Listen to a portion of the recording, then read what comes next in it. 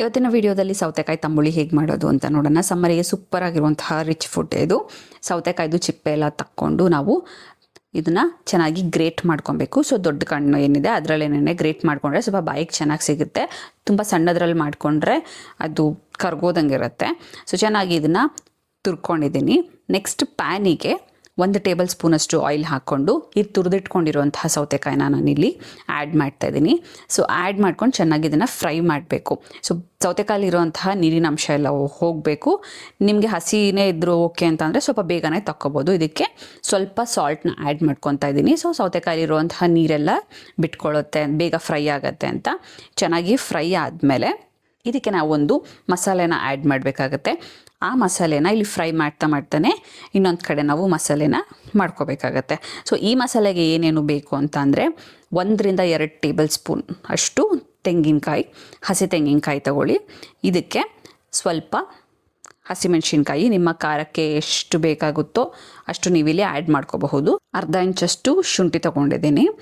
ಶುಂಠಿ ಆದಮೇಲೆ ಸ್ವಲ್ಪ ಕರ್ಬೇವಿನ ಸೊಪ್ಪು.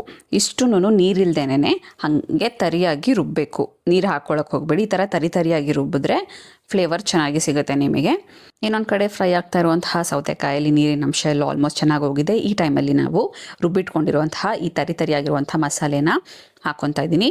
ಹಾಕ್ಕೊಂಡು ಒಂದು 2 ರಿಂದ 3 ನಿಮಿಷ ಇದನ್ನು ಫ್ರೈ ಮಾಡ್ಕೊಬೇಕು. ಸೊ ಚೆನ್ನಾಗಿ ಫ್ರೈ ಆದಮೇಲೆ ನಾವಿದನ್ನು ಒಂದು ಸಪ್ರೇಟಾಗಿ ಒಂದು ಬೌಲಿಗೆ ಟ್ರಾನ್ಸ್ಫರ್ ಮಾಡ್ಕೊತಾ ಇದ್ದೀನಿ. ಸೊ ಟ್ರಾನ್ಸ್ಫರ್ ಮಾಡ್ಕೊಂಡು ಸ್ವಲ್ಪ ಕಂಪ್ಲೀಟಾಗಿ ತಣ್ಣಗಾಗಬೇಕದು.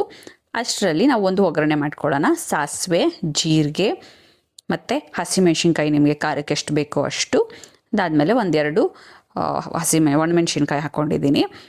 ಕರ್ಬೇವಿನ ಸೊಪ್ಪು ಇಷ್ಟನ್ನು ಚೆನ್ನಾಗಿ ಫ್ರೈ ಮಾಡಿ ಇಟ್ಕೊಂಡಿದ್ದೀನಿ. ಫ್ರೈ ಮಾಡ್ಕೊಂಡಿರುವಂತಹ ಸೌತೆಕಾಯಿ ತಣ್ಣಗಾದಮೇಲೆ ನಾನಿಲ್ಲಿ ಅರ್ಧ ಲೀಟ್ರಷ್ಟು ಮೊಸರನ್ನ ಆ್ಯಡ್ ಮಾಡ್ಕೊತಾ ಇದ್ದೀನಿ. ನಿಮಗೆ ಜಾಸ್ತಿ ಮೊಸರು ಬೇಕಂದರೆ ಆ್ಯಡ್ ಮಾಡ್ಕೋಬೋದು. ತುಂಬ ಗಟ್ಟಿ ಆಯಿತು ಅಂತಂದರೆ ನೀರನ್ನ ಸಹ ಹಾಕ್ಕೊಂಡು ಮಿಕ್ಸ್ ಮಾಡ್ಕೊಬಹುದು. ಸಾಲ್ಟ್ ಹಾಕ್ಕೊಳ್ಳಿ, ರುಚಿಗೆ ಎಷ್ಟು ಬೇಕೋ ಅಷ್ಟು. ಯಾಕಂದರೆ ಸೌತೆಕಾಯಲ್ಲೂ ನಾವು ಆ್ಯಡ್ ಮಾಡಿರ್ತೀವಿ, ನೋಡಿಕೊಂಡು ಇಲ್ಲಿ ಸಾಲ್ಟ್ ಆ್ಯಡ್ ಮಾಡ್ಕೊಳ್ಳಿ. ನೆಕ್ಸ್ಟ್ ಇದಕ್ಕೆ ನಾವು ಮಾಡಿಟ್ಕೊಂಡಿರುವಂತಹ ಒಗ್ಗರಣೆನ ಹಾಕ್ಕೊತಾ ಇದ್ದೀನಿ.